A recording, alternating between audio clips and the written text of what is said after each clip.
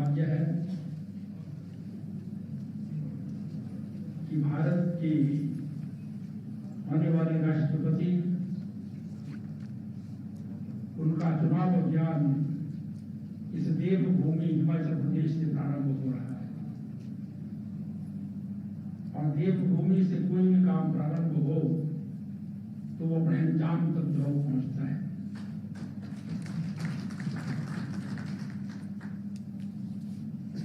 मैं इस बैठक को प्रारंभ करूंगा समान समारोह के रूप में, क्योंकि हिमाचल प्रदेश देवभूमि कहलाता है और हमारी यहाँ की जो परंपराएं हैं तो सब परंपराओं का पालन करते हुए आज हमारे मध्य में भारत के राष्ट्रपति के चुनाव हेतु एनडीए की हमारी उम्मीदवार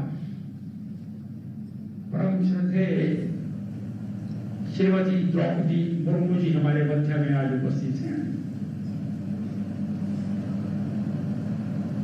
श्रीमती द्रौपदी मुर्मू जी आजाद भारत में पैदा हुई हैं और हमारे लिए ये परम सौभाग्य की बात है कि पहली बार भारत का राष्ट्रपति ऐसा व्यक्ति चुनकर के बनेगा जो आजादी के बाद पैदा हुआ है। ये भी हमारे लिए परम सौभाग्य की बात है कि दोनों संवैधानिक पक्ष उन पर आसीन होने वाले व्यक्ति दोनों ही आजादी के बाद जो है वो इस देश में जो है वो पैदा हुए हैं। परम श्रद्धेय नरेंद्र मोदी जी जो भारत के प्रधानमंत्री हैं और विश्व भर में आज सर्वाधिक लोकप्रिय नेता हैं, वो भी इस देश में आजादी प्राप्त होने के पश्चात पैदा हुए। तो दोनों संवैधानिक पदों पर भारत में पैदा होने वाले आजादी के बाद जो हुए वो हमारा नेतृत्व करेंगे। आदरणीय श्रीमती द्रौपदी मुर्मू जी उड़ीसा प्रांत के मयूरभंज जिला के एक संथाल ट्राइबल में जो है वो पैदा हुई। उन्होंने ग्रेजुएशन की और एक क्लर्क के रूप में जो है वो अपना कार्य जो है वो सबसे पहले जो है वो प्रारंभ किया। उसके बाद वो असिस्टेंट प्रोफेसर के रूप में शिक्षक बनी और शिक्षा प्रदान करती रही। फिर वो भारतीय जनता पार्टी की सदस्य बनी। भारतीय जनता पार्टी में ट्राइबल मोर्चे की राष्ट्रीय उपाध्यक्ष रही, प्रदेश की अध्यक्ष रही और 2002 से 2004 तक उड़ीसा असेंबली की सदस्य रहते हुए आप कॉमर्स, ट्रांसपोर्ट, एनिमल हस्बेंड्री और एनिमल रिसोर्सेज जैसे विभिन्न विभागों का संचालन करते हुए इंडिपेंडेंट चार्ज के रूप में मिनिस्टर ऑफ स्टेट के रूप में कार्य करती रही। उसके पश्चात आप उड़ीसा विधानसभा की सदस्य रही और ये भी एक बहुत ही गौरव की और सौभाग्य की बात है कि आपको उड़ीसा विधानसभा में बेस्ट लेजिस्लेचर का नीलकंठ पुरस्कार जो है वो प्राप्त हुआ। ये हमारे जैसे सभी विधायकों के लिए जो है वो एक प्रेरणा का विषय है। उसके पश्चात आप झारखंड राज्य की राज्यपाल के रूप में 2015 से 2021 तक जो है वो शोभायमान रही। झारखंड भी एक ट्राइबल स्टेट है और उस राज्य की आप पहली महिला राज्यपाल जो है वो वहां पर बनकर के गई थी। आपके काम को इस बात से जो है वो आंका जा सकता है कि आप केवल मात्र जो है वो एक रबर स्टैंप के रूप में जो है राज्यपाल के रूप में कार्य नहीं करती रही हैं, परंतु आपने राज्यपाल के रूप में जो ट्राइबल्स के अगेंस्ट आपको एक बिल जो उस झारखंड विधानसभा ने पारित किया था वो आपको लगा कि ये ट्राइबल्स के हित में नहीं है, तो आपने उस पर दस्तखत करने से जो है वो मना कर दिया और उसका आपने विरोध किया था। ये आपकी दृढ़ इच्छा शक्ति को जो है वो उसको और जो है वो इंगित करता है।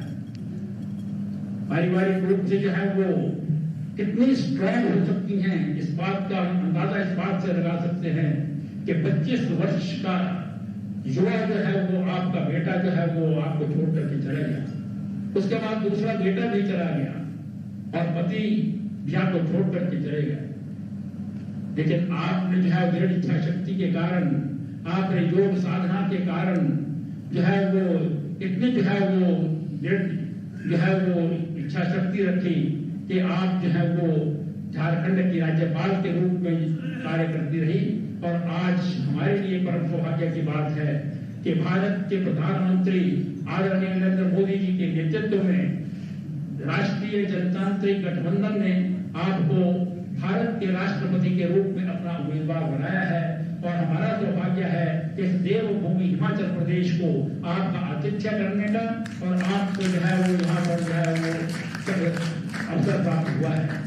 और आदरणीय श्रीमती द्रौपदी मुर्मू जी जो है वो भारत की राष्ट्रपति जब बनेंगी, आज हम इनको मैडम के रूप में जो है वो संबोधित कर रहे हैं, लेकिन आने वाले वर्ष में सबसे पहले जब ये हिमाचल प्रदेश आएगी तो महामहिम के रूप में जो है वो हम इनका हार्दिक स्वागत और अभिनंदन करेंगे।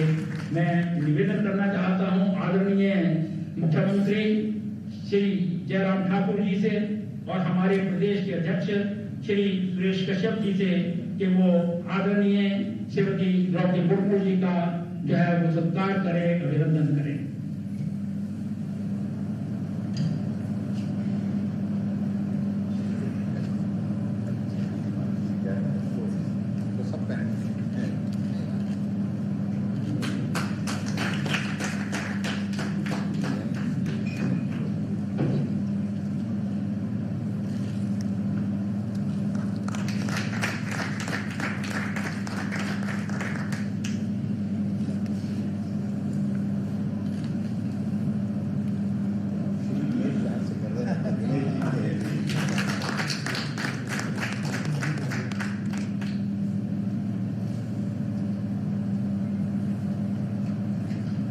धन्यवाद।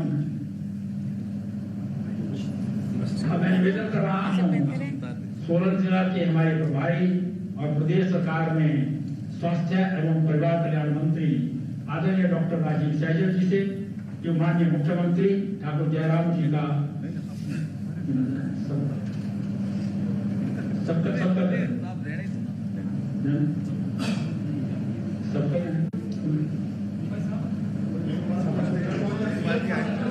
मेघवाल जी का कर देंगे, बाकी हम सबका कर रहे हैं, आपका भी करवा रहे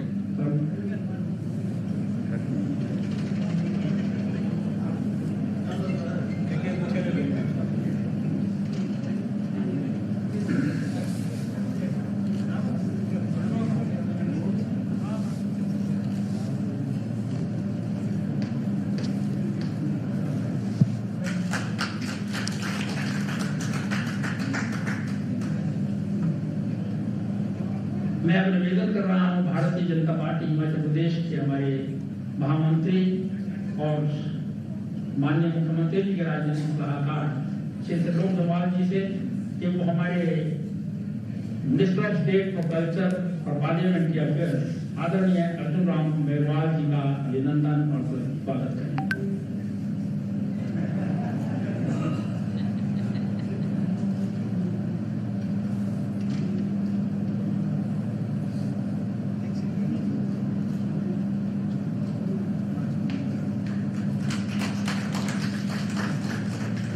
आदरणीय श्री अर्जुन राम मेघवाल भारत के minister of state for culture और पार्लियामेंट्री अफेयर्स हैं। आप भी 1953 में पैदा हुए और आपने अपना जो कैरियर है वो एक ब्यूरोक्रेट के रूप में प्रारंभ किया। आप राजस्थान एडमिनिस्ट्रेटिव सर्विस के अधिकारी रहे और आप IAS जो है वो अधिकारी के रूप में राजस्थान में अनेक पदों को सुशोभित करते रहे। 2009 में आप पहली बार लोकसभा के सदस्य बने। आप लोकसभा में पार्टी के चीफ व्हिप के रूप में भी जो है वो कार्य करते रहे हैं और आज तक आप आदरणीय नरेंद्र मोदी जी की सरकार में minister of state for culture और पार्लियामेंट्री अफेयर्स के रूप में कार्य कर रहे हैं। मैं निवेदन करूंगा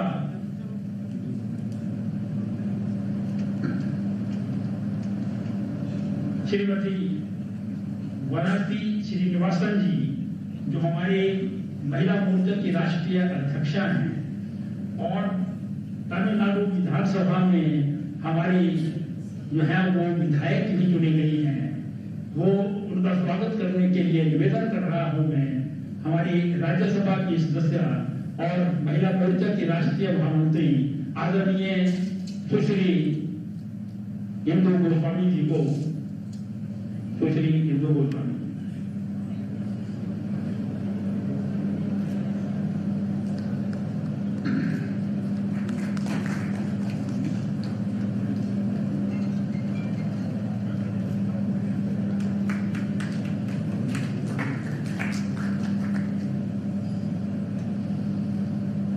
आज हमारे मध्य में भारतीय जनता पार्टी के राष्ट्रीय मंत्री श्री ऋतुराज सिन्हा जी भी यहाँ पर विराजमान हैं। मैं निवेदन कर रहा हूं हमारे सोलन जिला के सम्मानीय अध्यक्ष श्री आशुतोष वैद्य जी से कि वो आदरणीय श्री ऋतुराज सिन्हा जी का सम्मान और सत्कार करें।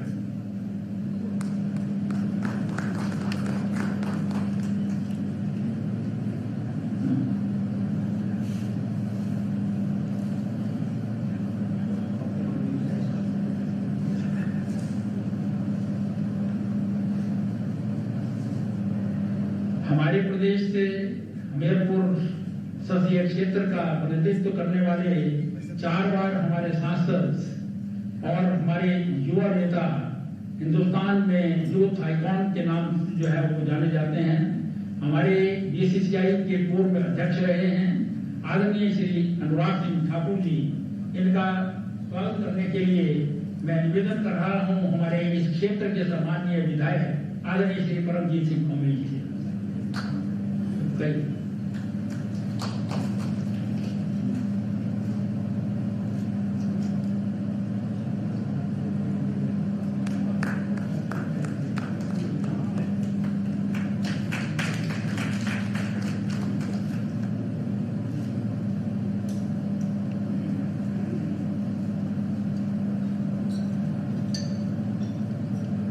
हमारे मध्य में हमारे प्रदेश के सम्मानीय अध्यक्ष जो इसी क्षेत्र के शिमला संसदीय क्षेत्र के सम्मानीय सांसद भी हैं आदरणीय श्री सुरेश कश्यप जी, उनका अभिनंदन करने के लिए निवेदन कर रहा हूं मैं श्री पम्मी जी को, जो हमारे इस क्षेत्र के सम्मानीय विधायक हैं और साथ ही साथ हमारे प्रदेश के महामंत्री आदरणीय श्री राकेश जम्वाल जी को, जो दोनों जो है वो उनका सम्मान करेंगे। आदरणीय राकेश जी।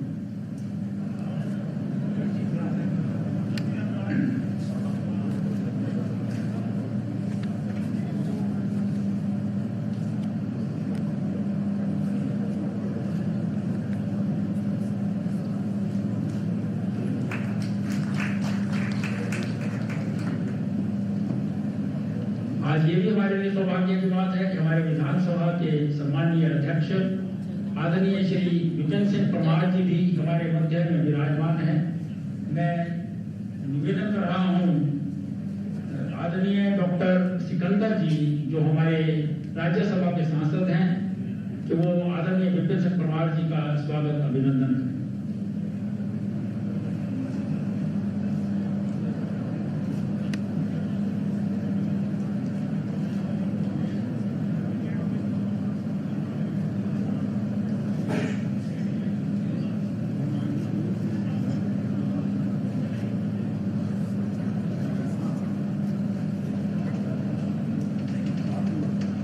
धन्यवाद सिकंदर जी। अब मैं निवेदन कर रहा हूं हिमाचल प्रदेश भारतीय जनता पार्टी के सम्मानीय अध्यक्ष और हमारे इस क्षेत्र से सम्मानीय सांसद श्री डॉक्टर अपने सुरेश कश्यप जी से कि वो स्वागत भाषण करें। आदरणीय सुरेश कश्यप जी। अब मेरा निवेदन है कि यहाँ पर केवल मात्र जो है दूरदर्शन और ANI के अलावा बाकी जो भी मीडिया के लोग हैं कृपया जो है वो स्थान को छोड़ दें, आपको सारी जो है रीडिंग मालूम हो जाएगी। यहाँ पर केवल दूरदर्शन और ANI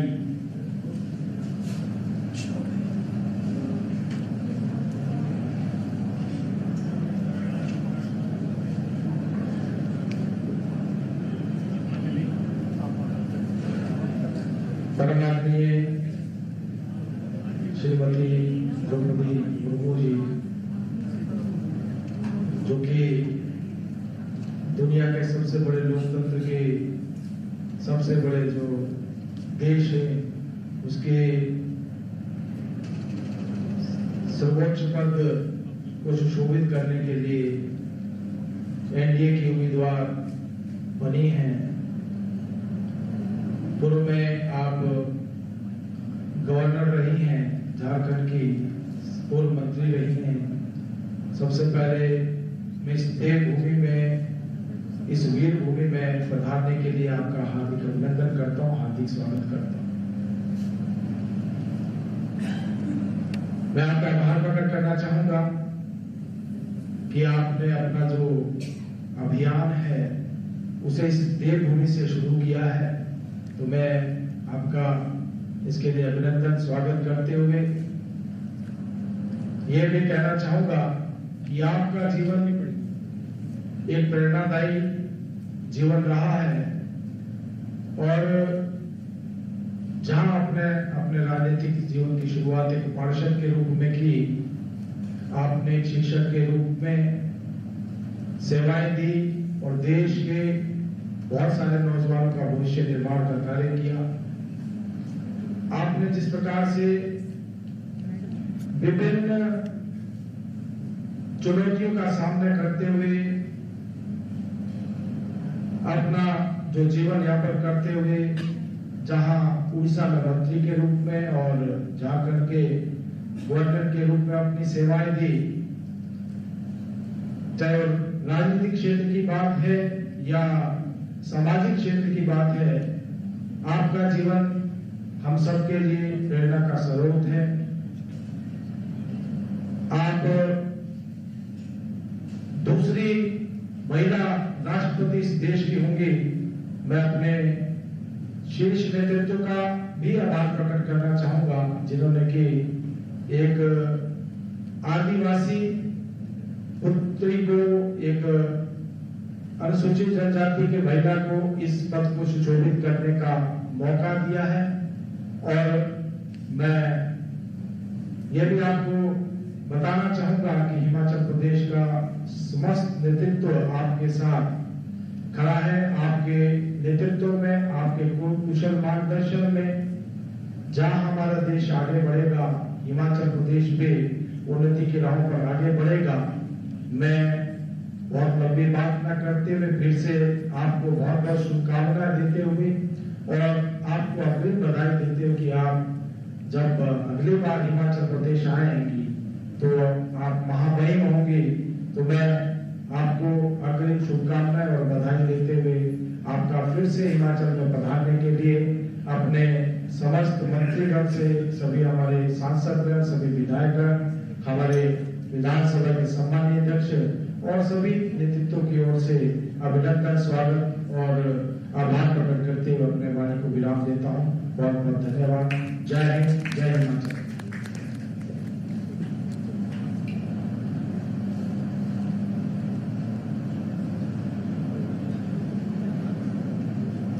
आदरणीय प्रदेश अध्यक्ष जी के बाद मैं निवेदन करूंगा हिमाचल प्रदेश के हमारे सांसद और केंद्र सरकार में नरेंद्र मोदी जी के नेतृत्व में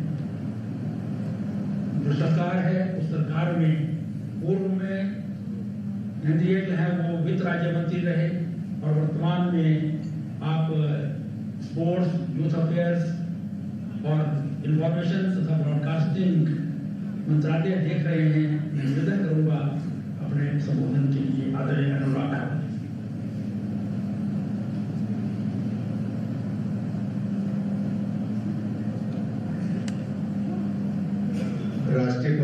राष्ट्रपति पद की एनडीए की लोकप्रिय उम्मीदवार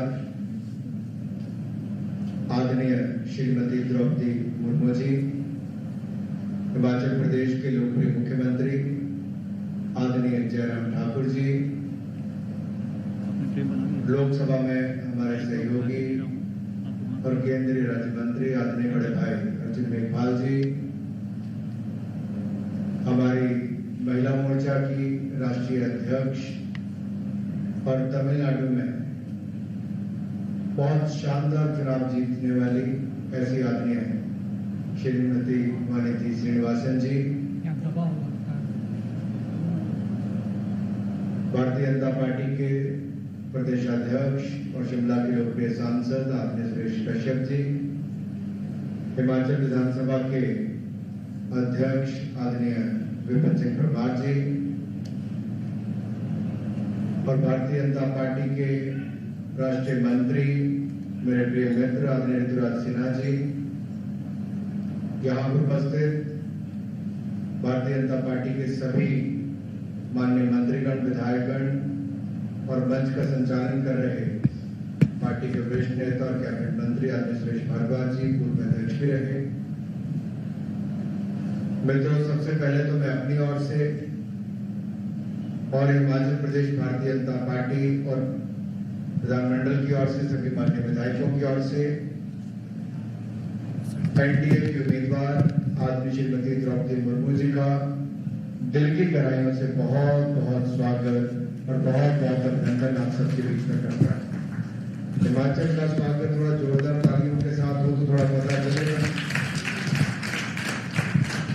क्योंकि आपके अपने चुनाव में जब आप नॉमिनेशन करने जाते हैं तो भीड़ का उत्साह ही बता देता है कि जीत कितनी बड़ी हो। और देवभूमि हिमाचल प्रदेश को अपने नई यात्रा के लिए और इस चुनाव प्रचार के लिए शुरुआत देवभूमि हिमाचल से की है, इसके लिए भी मैं आपका कोटि कोटि धन्यवाद और कोटि कोटि आभार करता हूं।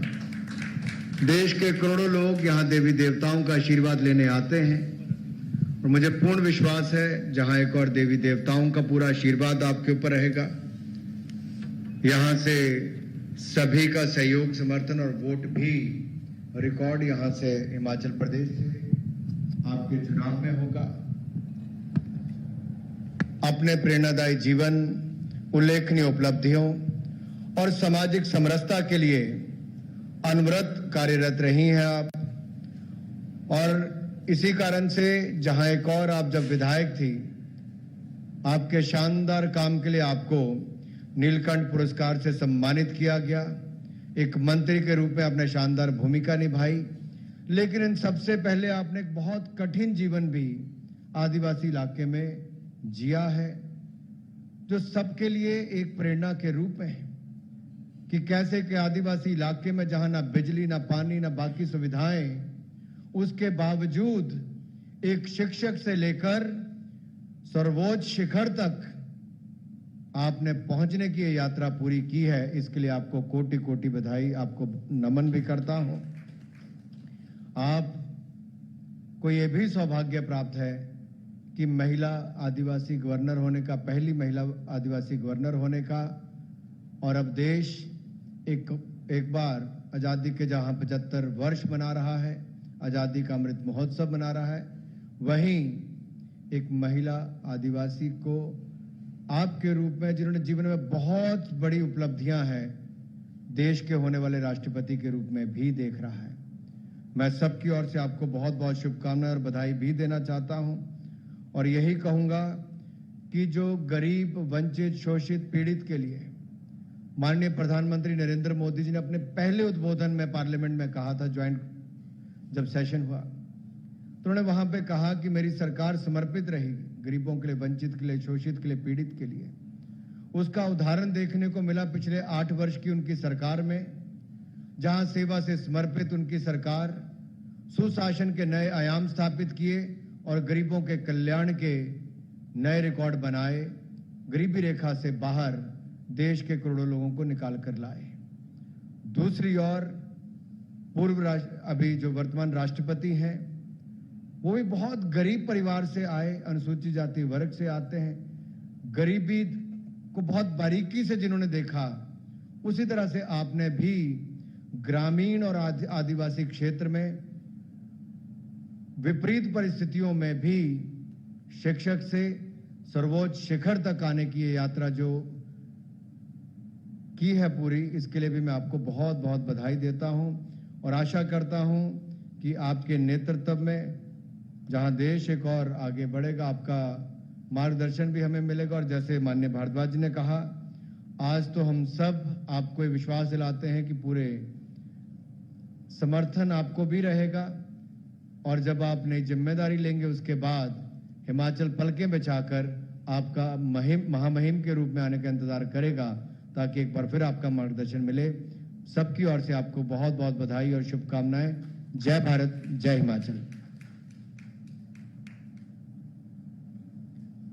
धन्यवाद अनुराग जी। अब हमारे इस चुनाव अभियान के प्रभारी, जैसा मैंने प्रारंभ में कहा कि अपना जीवन एक अधिकारी के रूप में प्रारंभ करने वाले राजस्थान एडमिनिस्ट्रेटिव सर्विसेज के अफसर के रूप में पूरे राजस्थान में अनेकों जो है वो आपने विभागों का संचालन किया और उसके पश्चात आप इंडियन एडमिनिस्ट्रेटिव सर्विसेज में 1997 बैच के रूप में जो है वो शामिल हुए और विभिन्न विभागों में आप secretary, special secretary, additional secretary के रूप में कार्य करते रहे हैं और आप राजस्थान में भारतीय जनता पार्टी की सरकार में श्री हरिशंकर भावड़ा जी जब डिप्टी चीफ मिनिस्टर हुआ करते थे तो उनके ऑफिसर ऑन स्पेशल ड्यूटी के रूप में भी आपने जो है वो कार्य किया है और उसके बाद आप राजनीति में आए। राजनीति में आप जो है वो 2009 से लगातार बीकानेर लोकसभा क्षेत्र का जो है वो प्रतिनिधित्व कर रहे हैं। मैं निवेदन कर रहा हूं आदरणीय अर्जुराम मेघवाल जी से कि वो हमारा मार्गदर्शन करें। आदरणीय मेघवाल जी।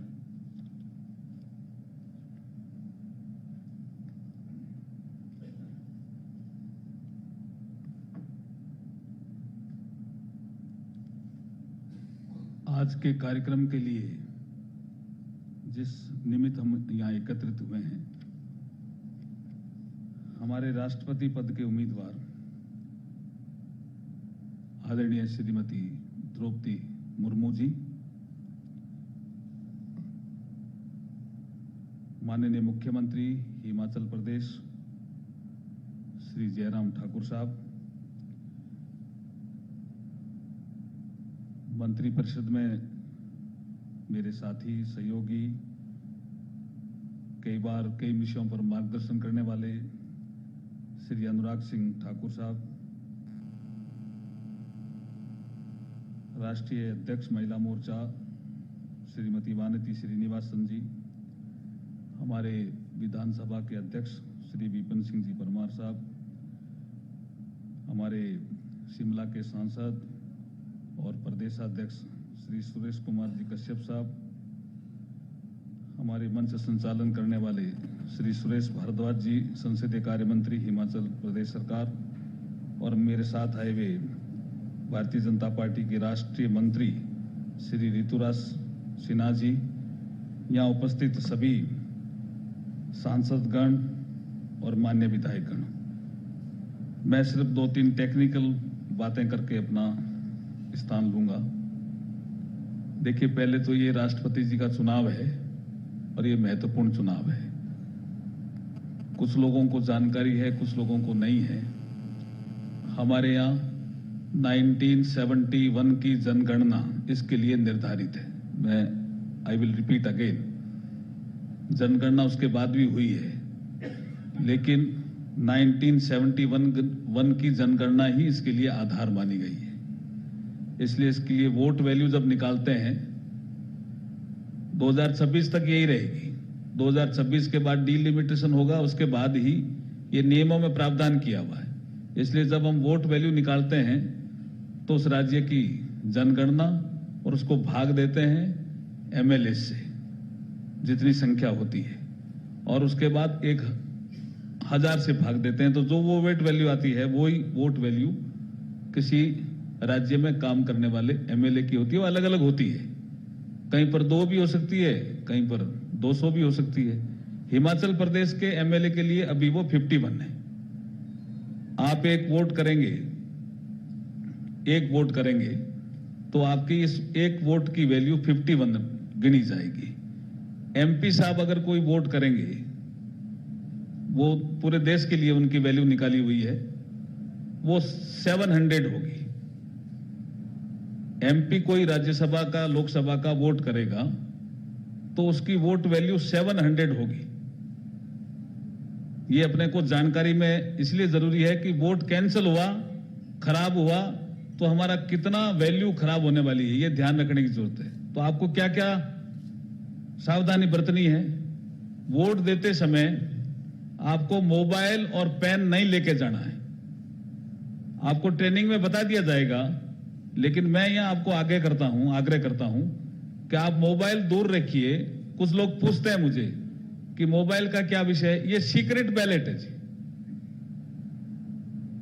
राज्यसभा के चुनाव में आप इलेक्शन एजेंट को दिखा सकते हो, लेकिन यहां नहीं दिखा सकते। ये सीक्रेट बैलेट है। तो सीक्रेट बैलेट में आपने मोबाइल से कोई फोटो खींच लिया, अपोजिशन पार्टी ने शिकायत कर दी कि मोबाइल लेके चला गया, तो आपका वोट डिस्टर्ब हो सकता है। पेन वही यूज करना है जो वहां पड़ा है। जनरली हम क्या करते हैं कि हमारे जेब में पेन होता है और हम निकालते हैं और लिख देते हैं। तो अगर हमारे जेब के पेन से आपने लिखा तो वोट खारिज हो जाएगा। और प्रधानमंत्री जी ने साफ साफ निर्देश दिया है कि एक मेंबर ऑफ पार्लियामेंट, एक एमएलए वोट तो सही करे। पिछली बार इतना सब समझाने के बाद भी हमारे 17 वोट कैंसिल हुए थे, 17। इसलिए इसको सीरियसली लिया है इस बार। कुछ मैं अभी बता रहा हूं, कुछ आपका यहां ट्रेनिंग मॉक ड्रिल भी होगा, उसमें समझाया जाएगा। लेकिन यह ध्यान रखना, मोबाइल नहीं ले जाना, पेन नहीं ले जाना है। पेन होते ही तो पेन निकल जाता है, आदत पड़ी हुई है। 2 उम्मीदवार हैं। एनडीए के उम्मीदवार आदरणीय श्रीमती द्रौपदी मुर्मू है और अपोजिशन पार्टी के उम्मीदवार यशवंत सिन्हा है।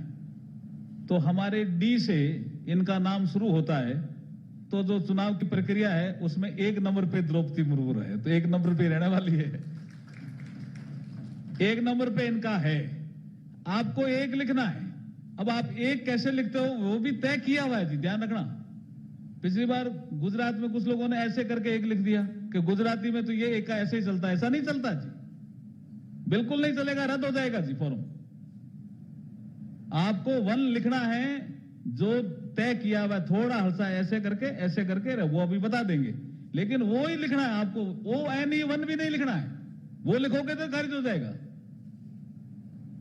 खाली वो भी बीच में 2 ही नाम है। 1 लिखना है, इनका नंबर 1 पे नाम है।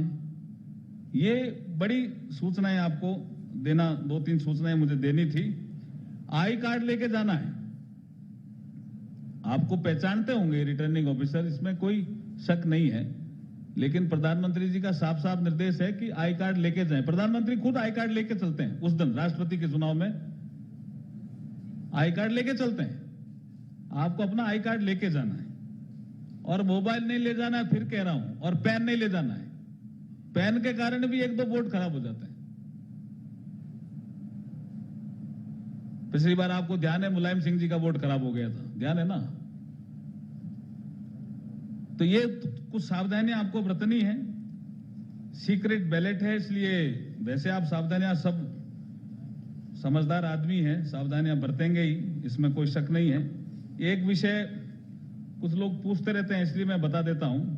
हमारे यहां इलेक्टेड एमपी लोकसभा के 543 ये संख्या है। जो 2 नॉमिनेटेड होते थे, वो पिछली बार जो संविधान संशोधन का विषय आया उसमें से निकल गए 543। और राज्यसभा के इलेक्टेड नॉमिनेटेड को वोट का अधिकार नहीं है राष्ट्रपति के चुनाव में। तो राज्यसभा के इलेक्टेड 233, ऐसे करके 776 ये तो एमपी हैं जो वोट करेंगे, इंटू 700 रहेगा, ये वोट वैल्यू हो जाएगी।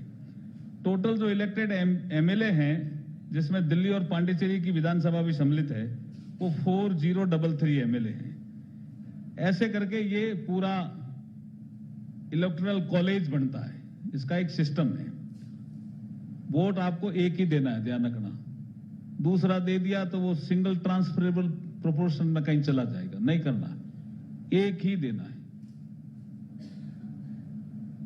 दूसरा एक विषय एमपीओ के लिए, मेंबर ऑफ पार्लियामेंट्स के लिए, आपके पास इलेक्शन कमीशन ऑफ इंडिया से एक मेल आया होगा कि आप कहां वोट करना चाहते हैं। आपको वोट दिल्ली करना है। ये पार्टी ने तय किया है कि आपको एनडीए और बीजेपी सबको वोट दिल्ली करना है। आपको यहां स्टेट कैपिटल में वोट नहीं करना। आपको ये अधिकार है कि आप चाहो तो यहां वोट कर सकते हो, लेकिन पार्टी ने तय किया है कि आपको दिल्ली ही वोट करना है पार्लियामेंट हाउस में। ये कुछ विषय इसमें संबंधित है जिनके बारे में मैंने जानकारी दी। एक नोटा का इसमें कोई उपयोग नहीं होता जी। कुछ मुझे एमएलए पूछ रहे थे कि नोटा इसमें लागू है क्या? नोटा इसमें लागू नहीं है। और सीक्रेट बैलेट है, इसलिए थोड़ा इसमें सावधानी आपको बरतनी है। मैं आदरणीय राष्ट्रपति पद की उम्मीदवार हमारे द्रौपदी मुर्मू जी, जिनके बारे में बहुत अच्छा परिचय दे दिया है, अभी खुद आपको बता देगी। बहुत इंटीरियर प्लेस से आप आई है, बहुत संघर्ष करके आप आई है। जीवन आपका उच्च कोटि का है, चरित्र आपका उच्च है। जो चरित्र के मानक हैं, जो साधना के मानक हैं, और मुझे लगता है कभी कभी कि ये संयोग ही है कि इतनी साधना करने वाली महिला हमारी राष्ट्रपति पद की उम्मीदवार है। और ये आदरणीय द्रौपदी मुर्मू जी, मैं आपको बताना चाहता हूं कि ये देवभूमि जो हिमाचल है, वो साधना के लिए उपयुक्त भूमि है। इसलिए आप यहां से शुरुआत कर रहे हैं, इसलिए आप शिखर पे ही पहुंचेंगे, ऐसा मुझे लगता है। आपको आपका यहां आने के लिए बहुत बहुत आभार और धन्यवाद। जय हिंद, जय भारत, जय हिमाचल।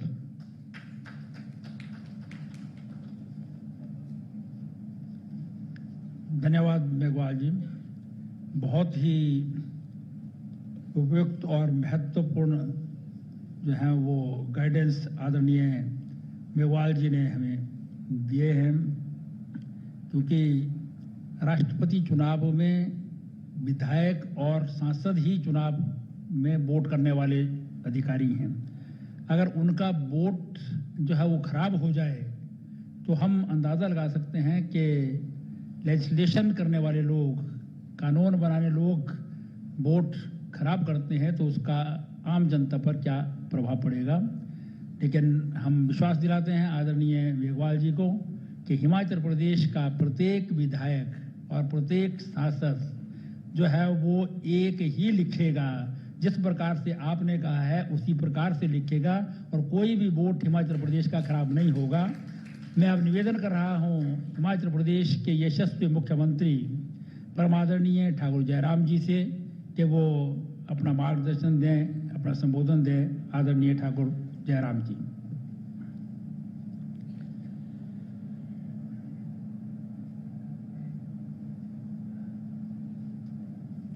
राष्ट्रपति पद के लिए एनडीए की ओर से घोषित उम्मीदवार और जो निश्चित रूप से राष्ट्रपति बनेंगी, आदरणीय श्रीमती द्रौपदी मुर्मू जी, हमारे बीच में माननीय केंद्रीय मंत्री श्री अनुराग ठाकुर जी, माननीय केंद्रीय मंत्री श्री अर्जुन मेघवाल जी, और केंद्र से हमारे बीच में यहाँ पर महिला मोर्चा की राष्ट्रीय अध्यक्षा वानती श्रीनिवासन जी, पार्टी के हमारे प्रदेश के सम्मानीय अध्यक्ष और शिमला लोकसभा क्षेत्र के सांसद श्री सुरेश कश्यप जी, विधानसभा के सम्मानीय अध्यक्ष श्री विपिन सिंह परमार जी, पार्लियामेंट्री अफेयर मिनिस्टर और हमारे डिप्टी मिनिस्टर श्री सुरेश कश्यप जी, राष्ट्रीय सचिव भारतीय जनता पार्टी श्री ऋतुराज सिन्हा जी और यहाँ उपस्थित सभी सम्मानीय मंत्रीगण, विधायकगण, सांसदगण, मैं आज की इस बहुत ही महत्वपूर्ण बैठक में राष्ट्रपति के लिए उम्मीदवार के नाते एनडीए की ओर से घोषित आदरणीय श्रीमती द्रौपदी मुर्मू जी का हार्दिक अभिनंदन करता हूं, स्वागत करता हूं।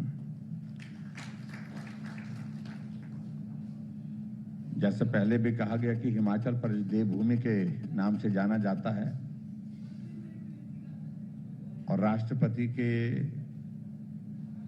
चुनाव की इस प्रक्रिया में आप पहला दौरा हिमाचल देवभूमि से शुरू कर रहे हैं। देवी देवताओं का भी आपको आशीर्वाद मिले और हिमाचल प्रदेश के सब साथियों की ओर से 70 लाख की हमारी पॉपुलेशन है हिमाचल प्रदेश की, और हिमाचल प्रदेश के सभी वासियों की ओर से आपको बहुत बहुत शुभकामनाएं, बहुत बहुत बधाई। हमारे लिए यह भी सौभाग्य की बात है कि जिस दिन नॉमिनेशन होना था आपका इस बहुत ही महत्वपूर्ण दायित्व के लिए, 4 सेट जो भरे गए उसमें से 1 सेट हिमाचल प्रदेश की ओर से भी भरा गया। हमारा उस दृष्टि से एक और भी आपके साथ जिस प्रकार से स्नेह के साथ जुड़ने का एक माध्यम वो बना है।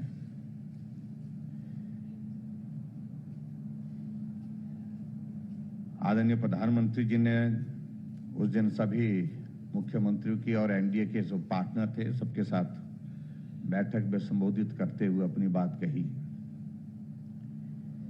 कि ये निर्णय हट करके है, अलग तरह का निर्णय है। जिस प्रकार से सभी हमारे साथियों ने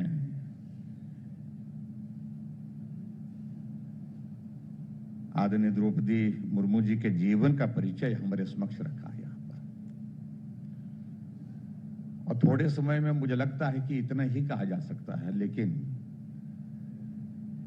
बहुत सारा ऐसा भी जीवन का हिस्सा जिस को समझने के लिए वक्त लगेगा। और मैं निश्चित रूप से आज भी बहुत उत्सुक था जब एयरपोर्ट पे आपको रिसीव किया, उसके बाद हम जब गाड़ी में चलते हुए यहाँ तक पहुंचे तो हम बहुत सारी बातें आपस में करते रहे। आप कल्पना करिए कि ऐसे परिवार में जहां साधन और सुविधा की बहुत कमी, और उस वक्त पढ़ाई करने के लिए जो है वो तेल का दिया जला करके, लैंप जला करके जो है वही एक माध्यम था रोशनी का। रोशनी होती नहीं थी, बिजली की व्यवस्था उस वक्त नहीं थी।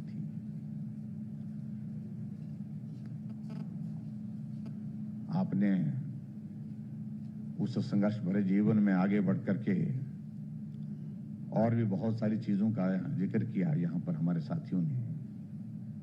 आप काउंसलर बनी, 3 वर्ष तक काउंसलर के नाते भी आप एक नगर पंचायत का उपाध्यक्ष के नाते प्रतिनिधित्व करती रही। उससे पहले आपने नौकरी भी की और उसके पश्चात संगठन में जुड़ने के पश्चात आपको आग्रह किया गया सब साथियों की ओर से कि आपको विधानसभा का चुनाव लड़ना चाहिए। आपने चुनाव लड़ा, चुनाव जीता और राज्य में आप वहां पर मंत्री के रूप में आपने काम किया। लेकिन और महत्वपूर्ण बात इसमें यह है कि एक विधायक होने के नाते जिस प्रकार से अपने क्षेत्र के और क्षेत्र के साथ राज्य के जिन मुद्दों को लेकर के आपने विधानसभा के अंदर पक्ष रखा, उन सारी बातों को ध्यान में रखते हुए आपको विधानसभा के अंदर भी सम्मानित किया, नीलकंठ अवार्ड के साथ आपको सम्मानित किया।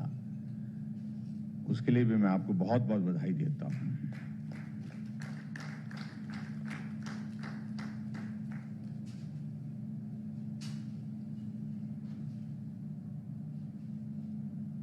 आप झारखंड राज्य के राज्यपाल के नाते आपने दायित्व का निर्वहन किया।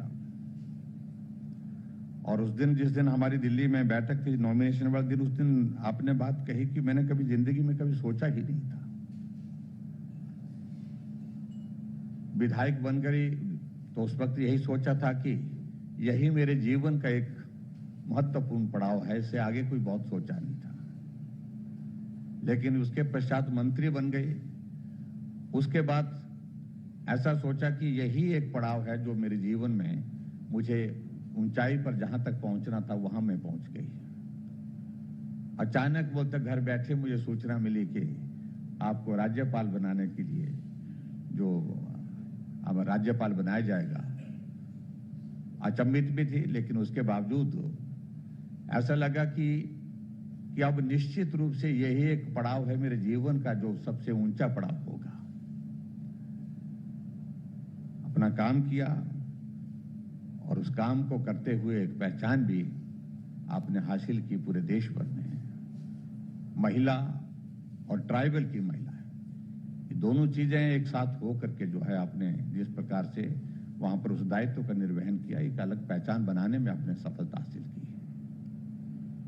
और उसके बाद तो सोचा ही नहीं था, बिल्कुल भी नहीं सोचा था, कुछ भी नहीं सोचा था। लेकिन अभी एनडीए के उम्मीदवार के नाते राष्ट्रपति जैसे महत्वपूर्ण दायित्व पर आपको प्रत्याशी के नाते घोषित करना, ये एक बहुत ही इस प्रकार का अनुभव था कि जिसका जिक्र किया आपने कि मैं कुछ कहने की स्थिति में नहीं थी, समझ नहीं आ रहा था कि मुझे क्या कहना चाहिए। तो इस प्रकार के पड़ाव में से आप यहां तक पहुंची हैं और स्वाभाविक रूप से भारत जो एक दुनिया का सबसे बड़ा लोकतंत्र है और इस सबसे बड़े लोकतंत्र के राष्ट्रपति के दायित्व यानी कि संवैधानिक दायित्व जो सबसे ऊपर है, उस दायित्व पर आप पहुंच करके उस दायित्व का निर्वहन करेंगी। उसके लिए हम सभी हिमाचल वासी आपको बहुत बहुत शुभकामनाएं, और शुभकामनाएं के साथ हम आज ही निमंत्रण दे रखते हैं आपको कि आपने अपने चुनाव की कैंपेन, जिसको कैंपेन ही बोलते हैं, इसको कैंपेन जो है वहां हिमाचल से शुरू की। तो चुनाव का परिणाम निकलने के बाद आप सबसे पहले हिमाचल आए, ये भी मेरा निवेदन है। और मैंने इस बात का भी जिक्र किया कि हिमाचल प्रदेश में हमारे जो है एक रिट्रीट, एक स्थान है जो जहां राष्ट्रपति का निवास है और सुंदर जगह है। और राष्ट्रपति पूरे साल में 4 दिन के लिए, 5 दिन के लिए वहां आते रहते हैं। और अब की बार और पिछली बार भी शायद मेरे ख्याल में कोविड के कारण नहीं आना हुआ, अब की बार भी राष्ट्रपति महोदय जी का आना नहीं हुआ, तो वो इंतजार कर रहा है। तो आपको वहां आना है, शिमला आना है, और वो हम वहां पर आपका अभिनंदन करेंगे, स्वागत करेंगे।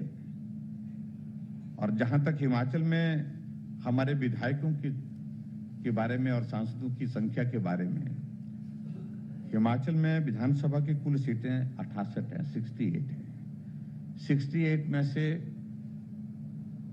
43 हमारे भारतीय जनता पार्टी के विधायक वर्तमान में, और 2 निर्दलीय विधायक जो हमको सरकार बनने के पश्चात लगातार शुरू से ही हमारा समर्थन कर रहे हैं, सहयोग कर रहे हैं, वो भी हमारे साथ हैं। और भी हाल ही में हमने निर्णय लिया है कि दोनों विधायकों को भारतीय जनता पार्टी में उनको हमने शामिल भी कर लिया है, वो हमारे सदस्य हैं, पार्टी के भी सदस्य हैं। तो कुल मिलाकर के 43 + 2 45 यानी कि 45 हम टोटल विधायक बनते हैं। एक विधायक के सिलसिले में हम थोड़ा बातचीत करेंगे, क्योंकि वो विधायक तो हमारे हैं, लेकिन बीच में एक परिस्थिति आई थी जिसके कारण वो थोड़ा अलग हट करके भी चले थे। लेकिन मैं उम्मीद करता हूं, हमने थोड़ी बात की है, थोड़ा और बात करेंगे कि वो भी हमको सहयोग करें इसमें, ऐसा हम जरूर करेंगे। मेंबर पार्लियामेंट हमारी 3 लोकसभा में हैं और मेंबर पार्लियामेंट 3 हमारे राज्यसभा में हैं। तो ये हिमाचल प्रदेश का एक छोटा सा, इस प्रदेश का एक टोटल एक अकाउंट है जो आपके समक्ष मैंने रखा। मैं बहुत लंबी बात नहीं कह करके आज के इस कार्यक्रम में आप यहाँ पहुँचे हैं, हिमाचल पर पहुँचे हैं, तो मैं अभिनंदन के साथ आपको शुभकामनाएं देता हूँ। और ये आपका कार्यकाल ऐतिहासिक हो और आप इस दायित्व का निर्वहन करें। और जीत के बारे में मैं इस बात को मैं कह सकता हूँ कि हम आश्वस्त हैं। निश्चित रूप से एनडीए के सभी साथी आपके समर्थन में उस दिन में नॉमिनेशन में थे वहां पर दिल्ली में। और आज मैं इस बात को भी मैं देख रहा हूं कि हमारे लिए खुशी की बात है कि महाराष्ट्र में हमारी सरकार बनी, कुछ एडिशन वहां पर भी हो गई। अब दोनों मिलकर के जो है वहां सब एक साइजेबल नंबर जो है वहां पर और भी जो आपके समर्थन में रहेगा, ऐसा जो है वो एक नई परिस्थिति बनी है। ये भी हमारे लिए स्वागत योग्य है। और बहुत सारे राज्य जो है आपके समर्थन में आए हैं। आंध्रा, हालांकि वो एनडीए के पार्टनर नहीं है, लेकिन आपके समर्थन के लिए उनका पूरा नॉमिनेशन वाले दिन भी वो वहां के मुख्यमंत्री महोदय जगन जी हमारे साथ में थे। और जो आपका अपना गृह राज्य है उड़ीसा, वहां भी आपका पूरा जो है वो समर्थन जो है, जो सरकार वहां पर वर्तमान में है, वो भी आपके समर्थन में है। और झारखंड से भी बहुत सारे साथी आपके इस प्रकार से वो सारा टोटल कुल मिलाकर के हर जगह से आपको सहयोग और समर्थन बहुत खुला मिल रहा है। और हम उम्मीद करते हैं कि ये जीत शानदार जीत होगी और ऐतिहासिक जीत होगी। और उसके लिए मैं एक बार फिर से आपको बहुत बहुत शुभकामनाएं के साथ यहाँ देवभूमि हिमाचल प्रदेश में आज की इस बैठक में पहुंचने पर धन्यवाद करता हूं।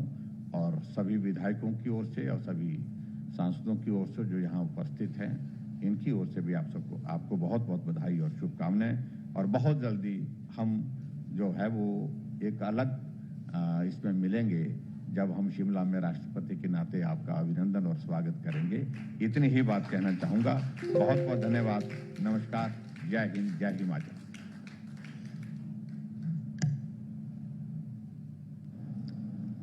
धन्यवाद मुख्यमंत्री जी।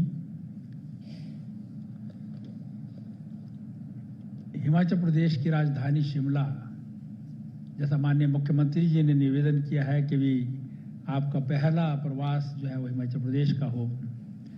शिमला ब्रिटिश एम्पायर की ग्रीष्मकालीन राजधानी रही है। आधी दुनिया पर जब अंग्रेज राज किया करते थे तो राज शिमला हिमाचल प्रदेश की राजधानी से चलता था। और उस शिमला में उस समय वाइसरीगल लॉज कहा जाता था, जिसे बाद में राष्ट्रपति निवास कहा जाता है। और ये भी हमारे लिए सौभाग्य की बात है कि हमारे देश के द्वितीय राष्ट्रपति डॉक्टर सर्वपल्ली राधाकृष्णन जी, वो भी एक अध्यापक थे, फिलोसफर थे। और आज हमको जो है वो एक और अध्यापक जो है वो राष्ट्रपति के रूप में मिल रहा है। आदरणीय डॉक्टर सर्वपल्ली राधाकृष्णन जी ने शिमला का जो राष्ट्रपति निवास है उसे शिक्षा को समर्पित किया। और आज उसमें हमारा इंस्टीट्यूट ऑफ एडवांस स्टडीज जो है वो चलता है। लेकिन माननीय मुख्यमंत्री जी ने जैसा कहा कि रिट्रीट जो है वो राष्ट्रपति का वहाँ पर एक आधिकारिक निवास है। और गर्मियों के लिए शिमला शायद लंदन से भी ज़्यादा उपयुक्त स्थान है।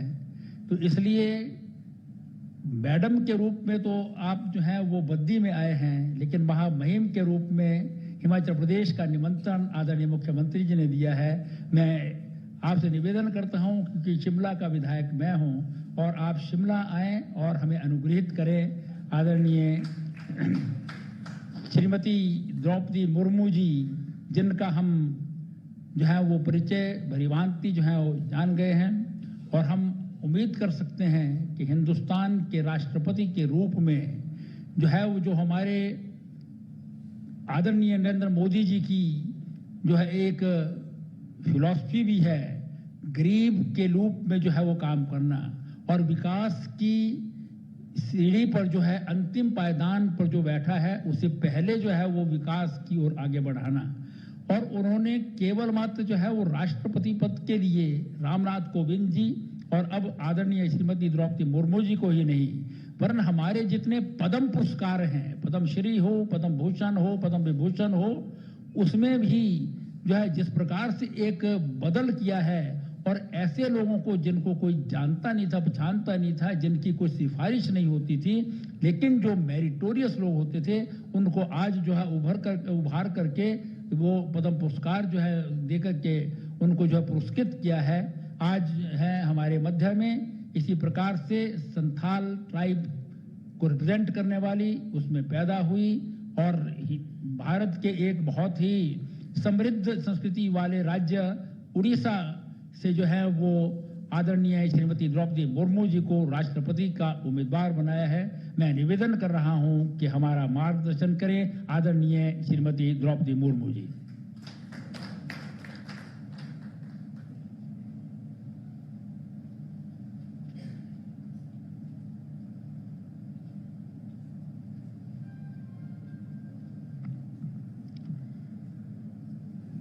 पावन अवसर, यहाँ कुछ कहने से पहले हिमाचल के पावन धरती को नमन करती हूँ। साथ ही साथ यहाँ के देवी देवताओं को मैं सिर झुकाकर प्रणाम करती हूँ। मंच पे विराजमान हिमाचल प्रदेश के लोकप्रिय मुख्यमंत्री आदरणीय श्री जयराम ठाकुर जी, मेरे साथ आए हुए सम्मानीय मंच, सामने बैठे हुए आदरणीय सांसदगण, आदरणीय मंत्री परिषद के सभी मंत्रीगण, सभी विधायकगण, डॉक्टर वाई.एस. परमार, सौदाराम चंदेल, पहाड़ गांधी, बाबा कांसीराम जैसे नायकों की भूमि हिमाचल की जनता को, 70 लाख जनता को मैं प्रणाम करती हूँ। अध्यात्म, संस्कृति और पर्यटन का प्रमुख केंद्र हिमाचल प्रदेश, अनेक नदियों के उद्गम और बर्फीली पहाड़ों का क्षेत्र, तपोभूमि के रूप में भी जाना जाता है। अभी मेरे पूर्व जो महानुभावों ने हिमाचल के बारे में जो डिस्क्राइब किए, ये एक तपोभूमि है। मुझे लगता है कहीं ना कहीं हम सब जानते हैं आत्मा अमर है, आत्मा कभी मरते रहे। मेरा कभी ना कभी पूर्व जन्म में यहीं से मैं पैदा हुई थी, इसीलिए अभी मुझे तपस्या करने का एक रास्ता मिला है। और पहली बार मैं धन्यवाद देना चाहती हूँ जिन्होंने मेरा प्रोग्राम बनाए हैं, पहले हिमाचल प्रदेश से शुरू किए। आज मैं उड़ीसा के रहने वाली हूँ। आज उड़ीसा में महाप्रभु जगन्नाथ जी की रथ यात्रा है। आज शुरुआत है। आज हिमाचल प्रदेश में मेरा ये प्रचार प्रसार करने का व आग्रह प्रकाश करने का ये शुरुआत है। इसीलिए ये एक अच्छा संयोग है। इसीलिए मैं जितने भी आभार प्रकट करूं, ये देवभूमि को जितने भी नमन करूं, कम ही होगा।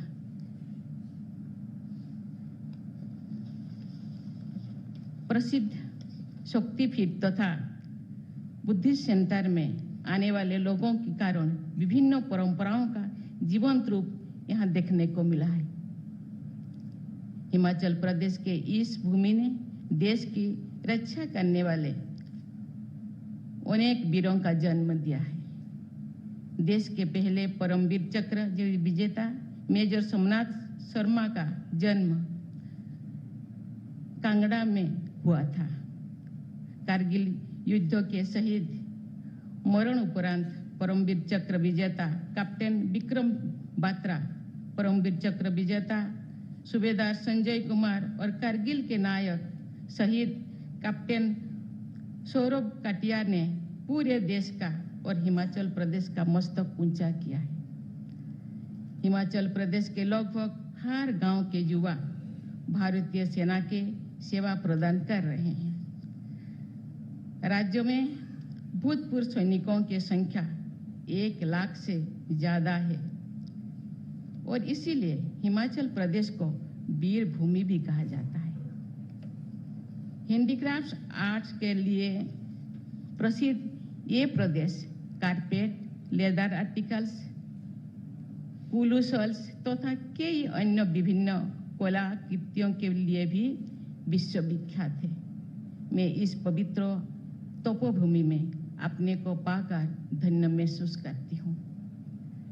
हिमाचल प्रदेश का इतिहास अपना ही प्राचीन है, उतना ही प्राचीन है जितना कि मानव अस्तित्व का अपना इतिहास है। वेद हो या शास्त्र, हिमाचल के चर्चा आपको मिल ही जाएगा। हिमाचल का इतिहास बहुत ही गौरवशाली रहा है।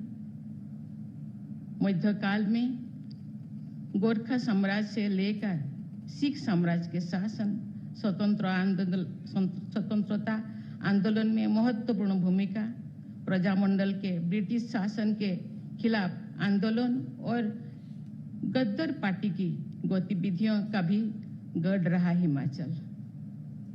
कृषि के साथ साथ हिमाचल का एक डेवलप्ड टूरिज्म इंडस्ट्री भी है।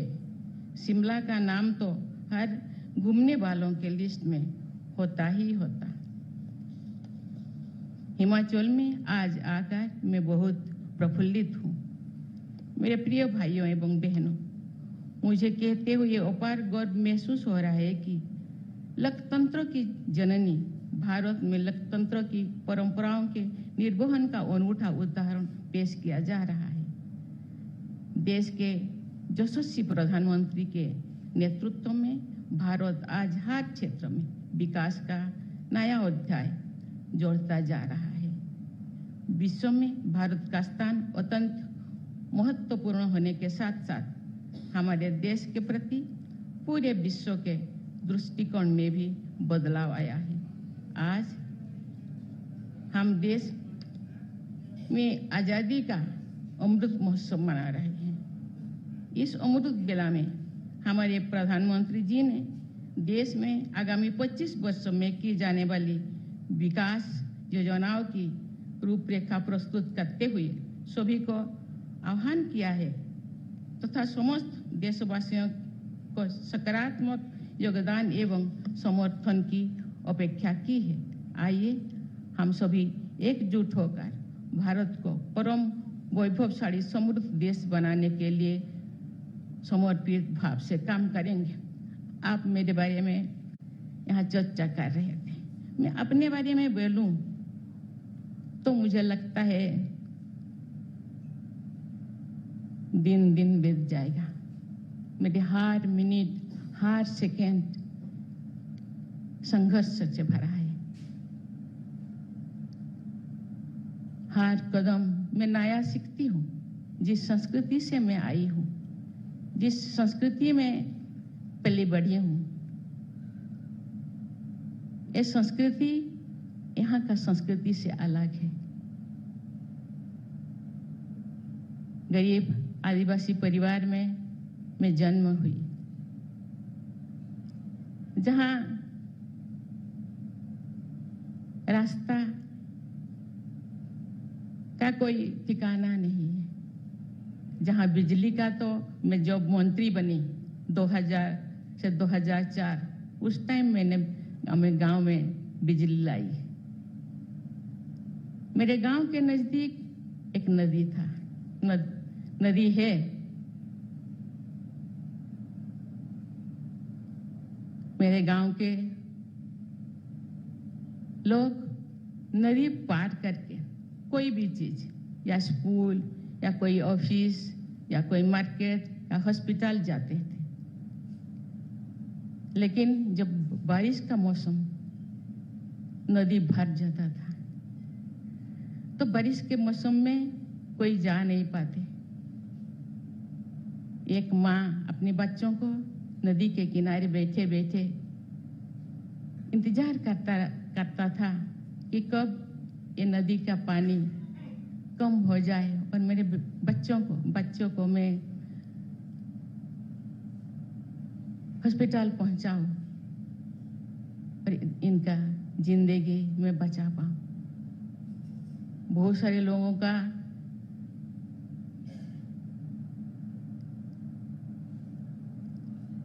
सर्विस के लिए अपॉइंटमेंट लेटर आता था। 7 दिन, 10 दिन, 20 दिन के बाद वो लेटर पहुंचता था। लेकिन जो बारिश के मौसम में अपने अपॉइंटमेंट के लिए भी और जा नहीं पाते थे। मैं जब मंत्री बनी वहां ब्रिज में बनवाई। मैं सर्विस तो की थी एक क्लरिकल के रूप में। जो प्रॉब्लम हुआ फिर मैं नौकरी छोड़ दी। जो बच्चे बड़े हो गए फिर मैं सर्विस करने के लिए प्रयास की। आज मैं पार्षद से एनडीए के सहयोग से राष्ट्रपति बनने जा रही हूं।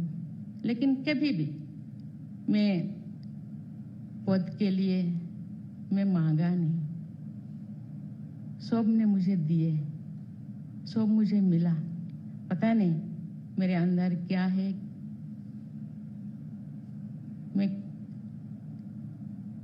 मेरा काम ही शायद यहाँ तक खींच कर लाए हैं। मुझे पार्षद बनाए संगठन में, वाइस चेयरमैन बनाए संगठन में, मंत्री एमएलए बनाए, फिर मंत्री बनाए। मुझे पता नहीं था कि मंत्री परिषद में कितना डिपार्टमेंट है, कौन सी डिपार्टमेंट इनको सूट करेगा। लेकिन मुझे दिया गया। मैं खुशी खुशी उस चैलेंज को मैंने स्वीकार किया और उस डिपार्टमेंट को अच्छी तरह में चलाई। और सबसे अच्छा, वो कहते हैं ना, ट्रांसपोर्ट एंड कॉमर्स डिपार्टमेंट कोई डेवलपमेंट का डिपार्टमेंट नहीं है, वो इनकम का डिपार्टमेंट। इनकम होता है, डेवलपमेंट तो दूसरे डिपार्टमेंट करते हैं। सबसे ज़्यादा, सबसे अच्छा मैंने किया। इसके बाद मुझे fisheries and animal resources development department दिया गया 99 में। अब जानते हैं वहाँ सुनामी आया था उड़ीसा में। जितने भी रिजर्वर, जितने भी वाटर रिसोर्सेज जितने भी था, सब खराब हो गया था। मैंने 2 साल में उसको बनवाई। मुझे चीफ मिनिस्टर तो बीजेडी के हैं, लेकिन मुझे पता नहीं, अभी भी मेरे रिलेशन उनके साथ अच्छा ही है। मुझे अच्छा मानते हैं, हर चीज मुझे मेरे साथ से साझा करते हैं, सलाह लेते हैं। उन्होंने मुझे मेरे डिपार्टमेंट को ज़्यादा से ज़्यादा रुपया दिए। लेकिन फिर अब जानते हैं वहाँ 147 एमएलए सीट है। ट्राइबलों को झारखंड में और दूसरे स्टेट में जैसे इम्पोर्टेंस दिया जाता है, उड़ीसा में ऐसे नहीं है। लेकिन पता नहीं, मैं काम करती रही।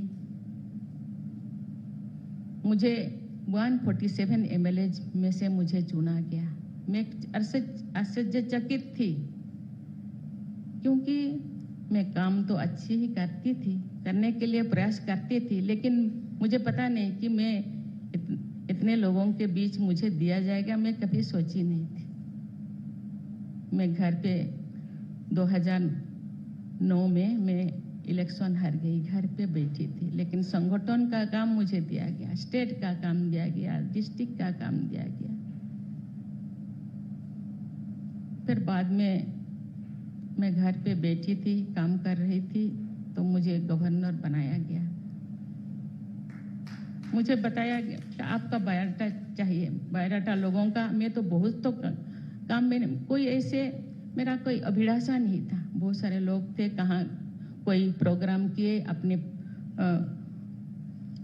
पेपर क्लिप या वीडियो क्लिप और रखते थे, अपना प्रोफाइल बनाते थे। मेरा प्रोफाइल तो मेरे पास नहीं था, क्योंकि कोई भी मैं प्रोफाइल नहीं बनाती थी। मुझे तो कोई भी ऐसे एक्सपेक्टेशन नहीं था कि मैं आगे कुछ बनूंगी।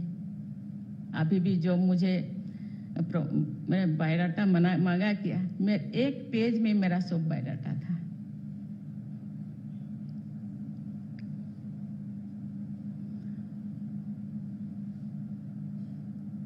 आज मैं 6 साल तक मैं झारखंड में 6 साल तक मैं घूमती रही। जैसे सरपंच या गांव के मुखिया जैसे घूमते थे, मैं गांव घूमी।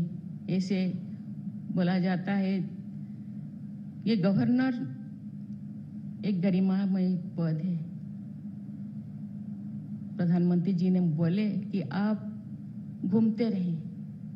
गवर्नर का और तो स्टेट हेड होते हैं, एग्जीक्यूटिव हेड गवर्नमेंट होते हैं, लेकिन आपको कोई तामझाम हो या ना हो, आपको जाना ही है। कहाँ मुझे 100 लोग या 50 लोग भी कहीं भी मिल जाते, मैं वहाँ मैं चली जाती थी और काम करते रही, घूमती रही।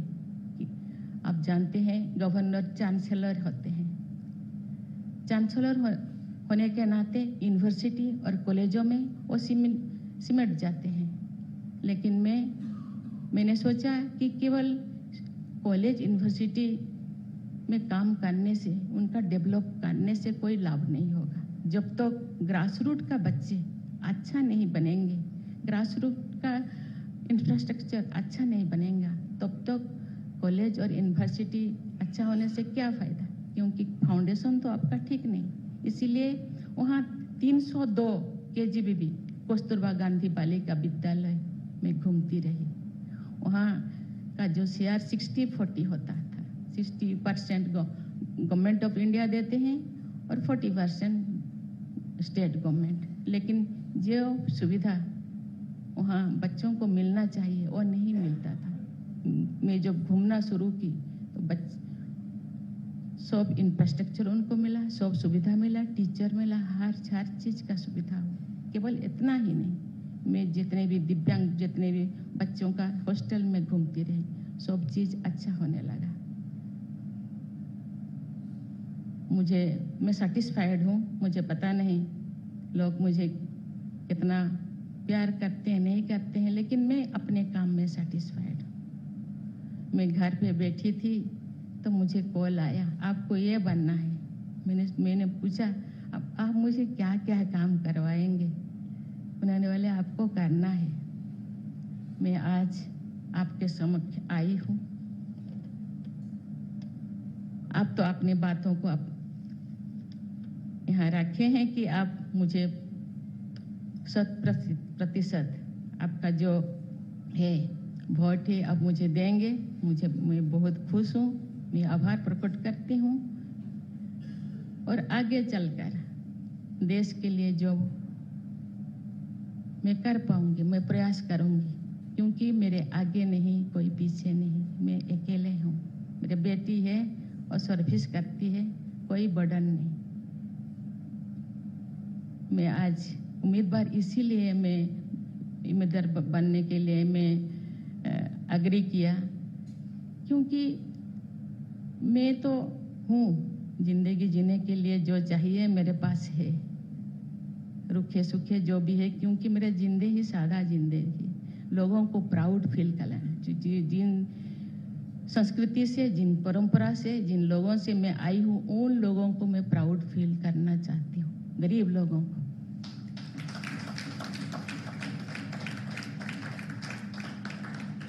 कोई पद पदवी का कोई लालच, कोई लालसा नहीं है।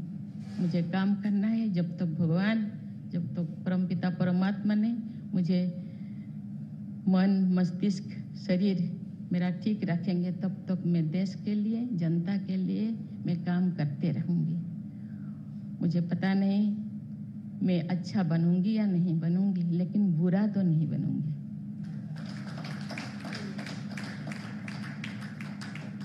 इसीलिए आपने मुझे आदर से, श्रद्धा से मुझे स्वागत किया, अपना योगदान, अपना सहयोग मुझे देने के लिए आप वादा किया। मुझे अच्छा लगा। आशा करती हूँ आपको मैं निराश नहीं करूँगी। इतने बोल करके जय हिंद, जय भारत।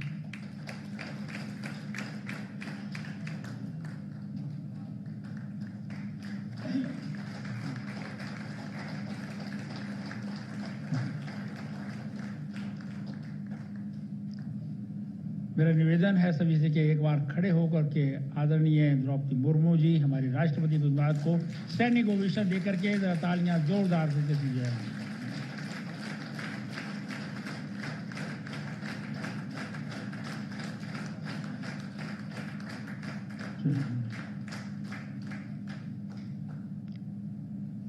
धन्यवाद महामहिम, आपके प्रेरणादायक विचार सुनकर के जो है वो सभी अनुग्रहित हैं। आपने जिस प्रकार से जो है वो मार्गदर्शन किया और जिस प्रकार से जो है वो आपने अपनी बात जो है वो यहाँ पर रखी है, मैं समझता हूँ कि हिंदुस्तान आने वाले समय में 21 जुलाई को आपको जो है वो महामहिम राष्ट्रपति भारत के रूप में जो है वो देखेगी। मैं आज यहाँ पर आदरणीय श्रीमती द्रौपदी मुर्मू जी, हमारे इस सारे अभियान के प्रभारी आदरणीय अर्जुन राम मेघवाल जी, आदरणीय श्री अनुराग ठाकुर जी और हमारे प्रदेश की यशस्वी मुख्यमंत्री आदरणीय श्री जयराम ठाकुर जी, हमारे महिला मोर्चा की राष्ट्रीय अध्यक्षा और सुदूर तमिलनाडु, जहां हम सोच भी नहीं सकते थे कि वहां पर हमारा